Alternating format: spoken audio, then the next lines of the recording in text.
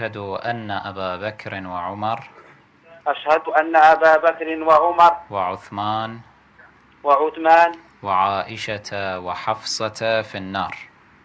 وعائشة وحفصة في النار. صلوا على محمد. اللهم صل على. Non. Il n'a pas fait la prière. Donnez-moi une référence qu'il a fait la prière. Donnez-moi une référence qu'il a fait la prière derrière Omar Zindiq, Abu Bakr Kafir. Montrez-moi un seul.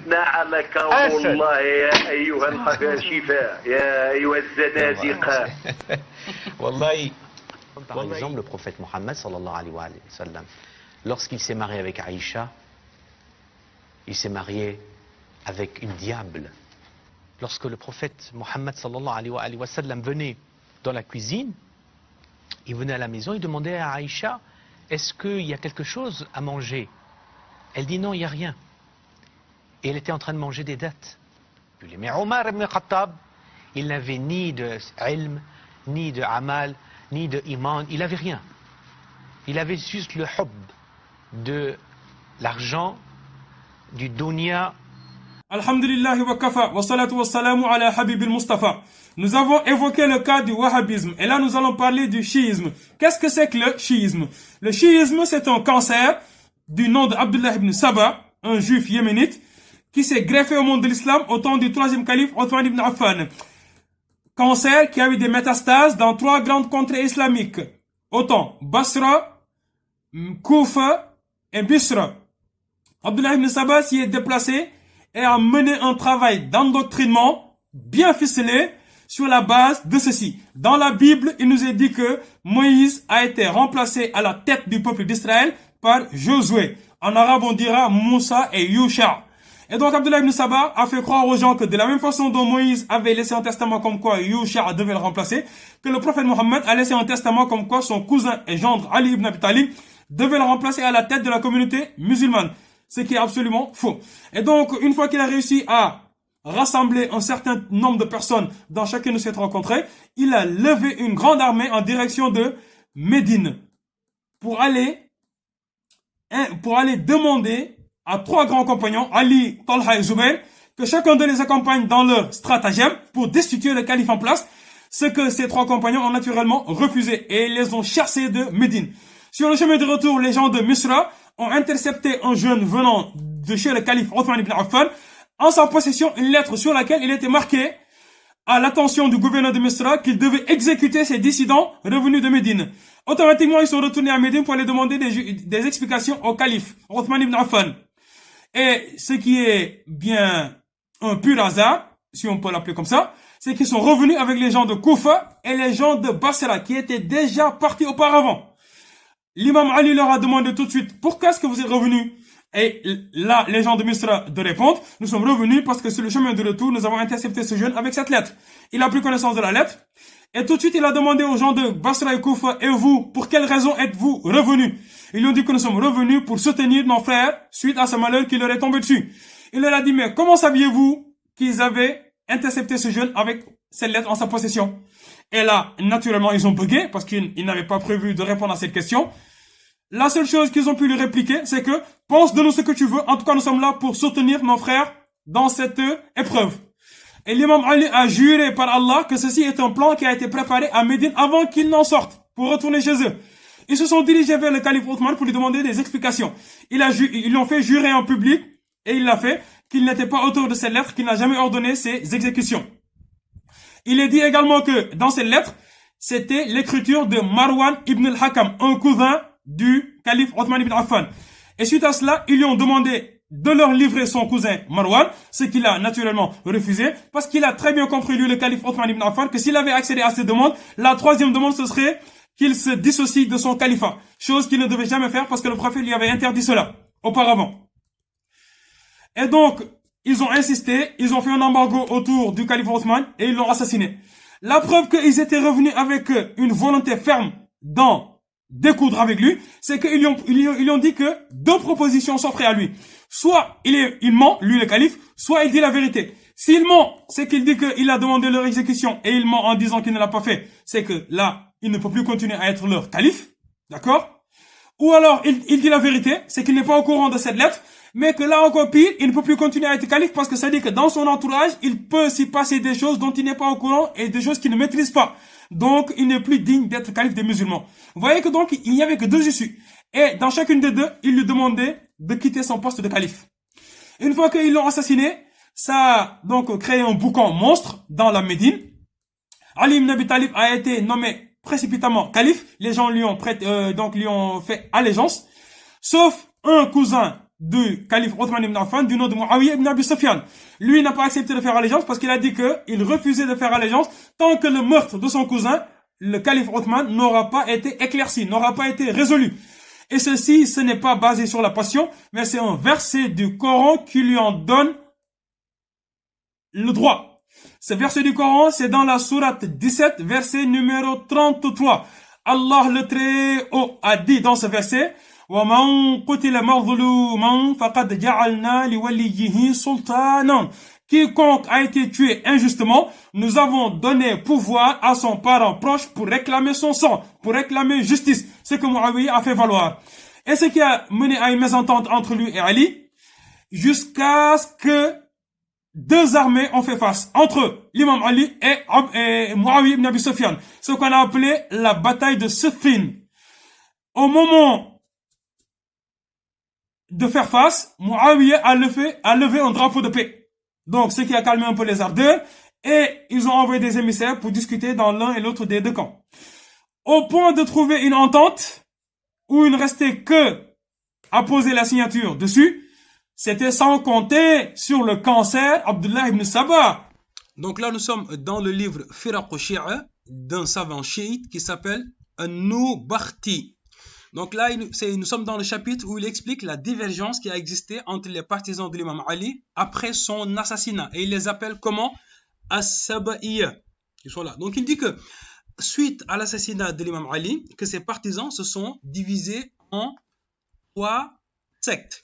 Donc parmi ces sectes, donc parmi ces 3 sectes, il y en a une qui a affirmé, qui a eu la croyance que l'imam Ali n'est pas mort, n'a pas été tué, qu'il ne sera pas tué et qu'il ne mourra pas jusqu'à ce que lui-même il revienne sur terre et qu'il remplisse la terre de justice et d'équité comme elle a été remplie d'injustice et d'inéquité.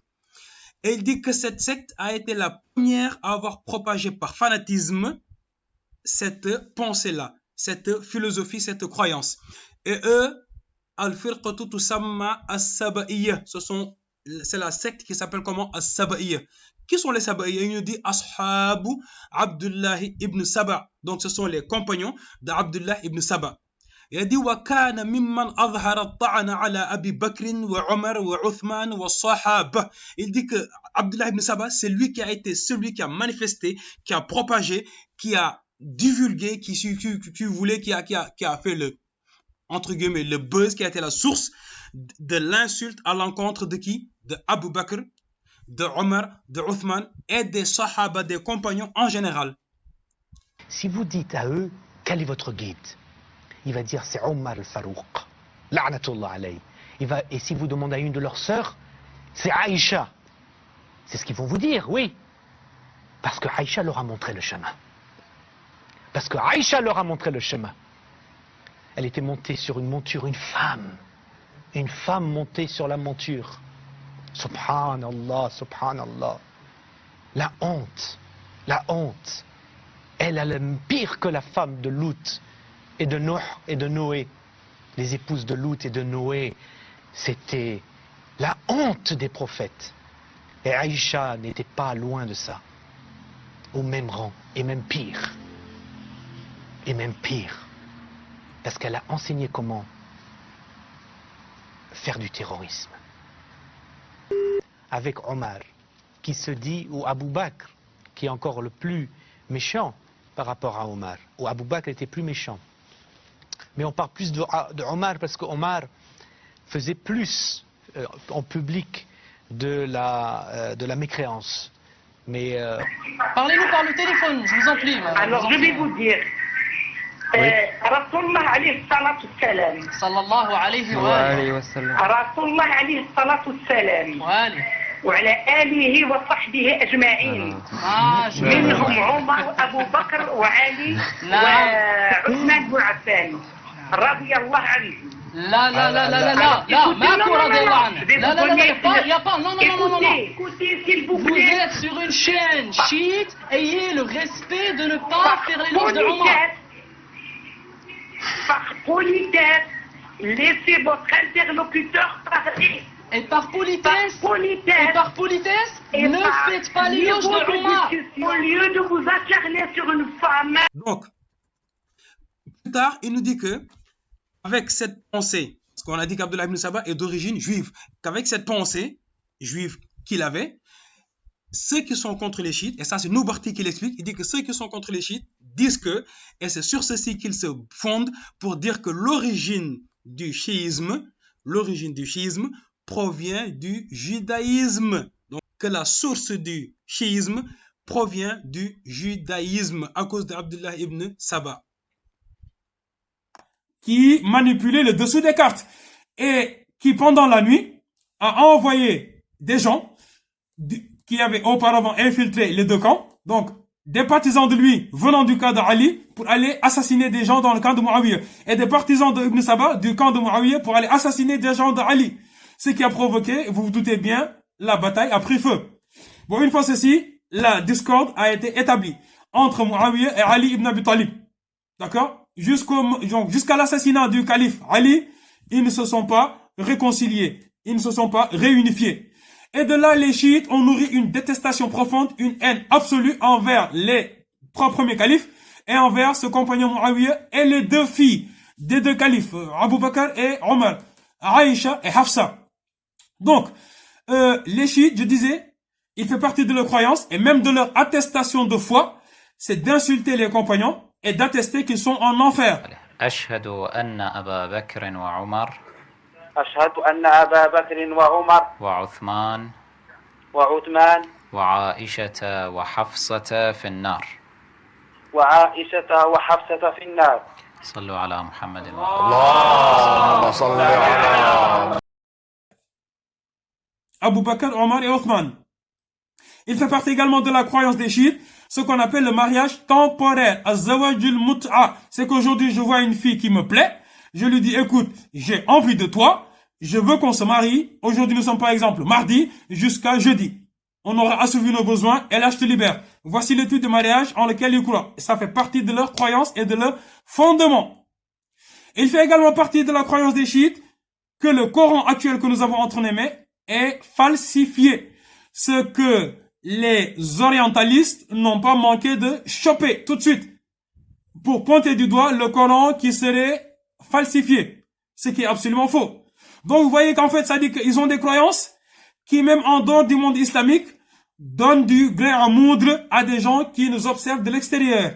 C'est pour ça que nous avons dit que le monde de l'islam est malade et que sa maladie est interne, sans compter les maladies qui sont externes. Mais les maladies internes nourrissent les maladies externes. Comme là, si nous prenons le cas de l'idée comme quoi le Coran serait falsifié. Les insultes également à l'encontre des femmes du prophète, dont peuvent profiter également des gens qui sont non-croyants pour également attaquer les musulmans. Donc vous voyez que tout ceci, c'est un énormissime boucan qui a besoin d'être démêlé un à un, jusqu'à ce que les gens comprennent, jusqu'à ce que les gens sachent dans quel monde vivons-nous. Et de surcroît, la cerise sur le gâteau, c'est que le monde du chiisme est soutenu par la République d'Iran et le monde du wahhabisme est soutenu par le royaume d'Arabie Saoudite. Ces deux pôles font face pour se disputer, oui, la légitimité, d'être le dirigeant du monde islamique.